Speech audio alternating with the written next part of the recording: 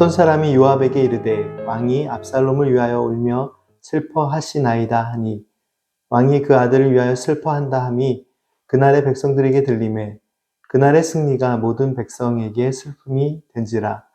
그날의 백성들이 싸움에 쫓겨 부끄러워 도망함 같이 가만히 성읍으로 들어가니라. 왕이 그의 얼굴을 가리고 큰 소리로 부르되 내 아들 압살롬아 압살롬아 내 아들아 내 아들아 하니 요압이 집에 들어가서 왕께 말씀드리되 왕께서 오늘 왕의 생명과 왕의 자녀의 생명과 처첩과 비빈들의 생명을 구원한 모든 부하들의 얼굴 부끄럽게 하시니 이는 왕께서 미워하는 자는 사랑하시며 사랑하는 자는 미워하시고 오늘 지휘관들과 부하들을 멸시하심을 나타내심이라. 오늘 내가 깨달으니 만일 압살롬이 살고 오늘 우리가 다 죽었다면 왕이 마땅히 여기실 뻔하였나이다. 이제 곧 일어나 나가 왕의 부하들의 마음을 위로하여 말씀하옵소서. 내가 여호와를 두고 맹세하옵나니 왕이 만일 나가지 아니하시면 오늘 밤에 한 사람도 왕과 함께 머물지 아니할지라. 그리하면 그 화가 왕이 젊었을 때부터 지금까지 당하신 모든 화보다 더욱 심하리이다 하니 왕이 일어나 성문에 앉음에 어떤 사람이 모든 백성에게 말하되 왕이 문에 앉아 계신다 하니 모든 백성이 왕 앞으로 나아오니라. 지난 사무엘하 18장의 내용을 통해 압살롬의 반역은 정리가 되었음을 확인할 수 있었습니다. 그러나 압살롬의 반역 사건이 남긴 상처도 너무 컸는데 무엇보다 압살롬의 죽음으로 다윗은 큰 슬픔과 상실감을 경험합니다. 압살롬의 반역 사건이 끝이 났으나 다윗의 마음에 남겨진 상처는 쉽게 아물지 않았습니다.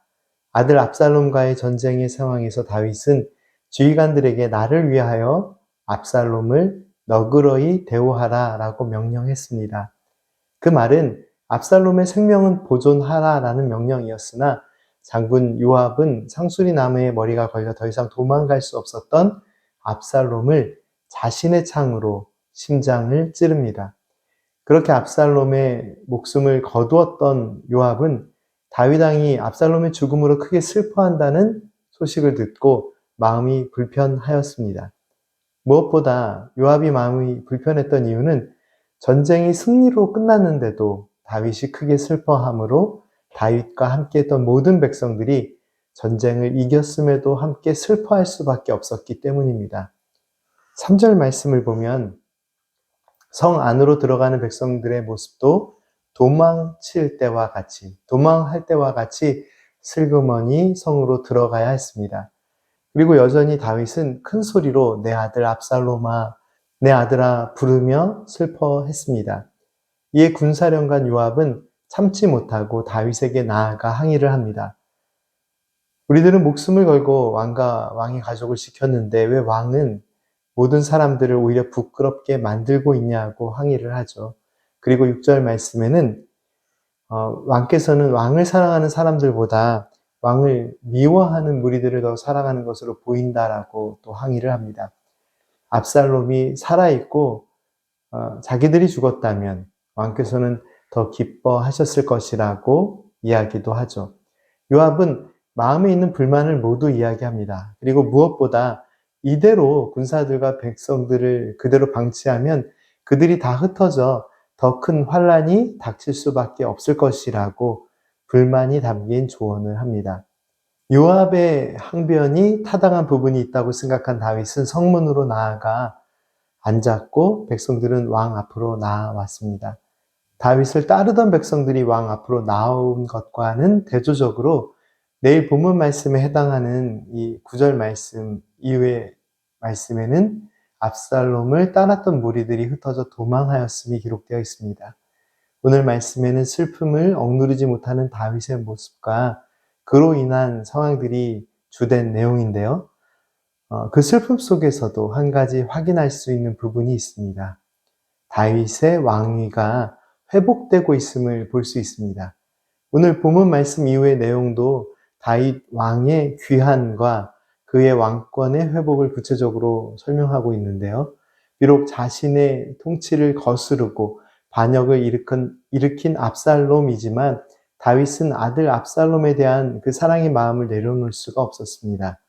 압살롬을 살려두라고 명령하고 또한 그를 위해 큰 슬픔의 눈물을 흘리는 이 다윗의 마음에는 이미 압살롬에 대한 사랑과 용서가 표현되어 있습니다. 비록 그러한 모습을 답답해하는 요압의 모습도 같이 그려져 있는데요.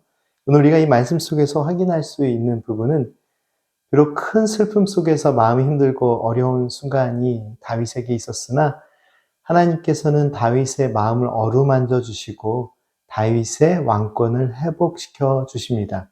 오늘 본문 말씀이 담고 있는 이 메시지의 중심은 하나님의 회복에 있습니다.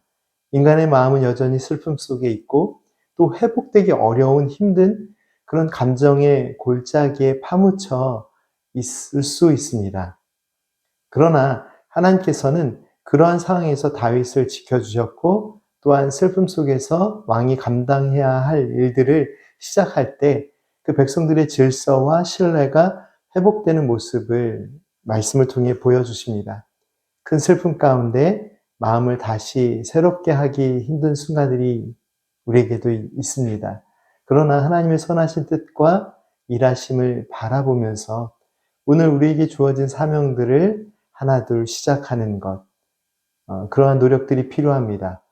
그 이유는 주님께서 함께 하시고 주님께서 우리의 삶의 문제들을 풀어주시고 우리의 삶에 진정한 회복의 길을 열어주시기 때문입니다. 오늘 하루도 우리의 삶에 하나님의 신실하신 뜻 가운데 새로운 일을 시작하시고 또 회복의 길을 열어주시는 하나님을 찬양하며 은혜의 삶을 살기를 간절히 소망합니다. 함께 기도드리겠습니다. 신실하신 하나님, 회복하기 힘든 상처와 눈물 속에서도 하나님의 선하신 뜻과 사랑을 먼저 의지하게 하여 주시고 저에게 주어진 삶의 과정들을 순간순간 믿음으로 감당하게 하옵소서. 무너진 질서가 회복되고 하나님의 보호하심 안에 새로운 삶의 은혜가 넘치게 하옵소서. 예수님의 이름으로 기도드립니다. 아멘.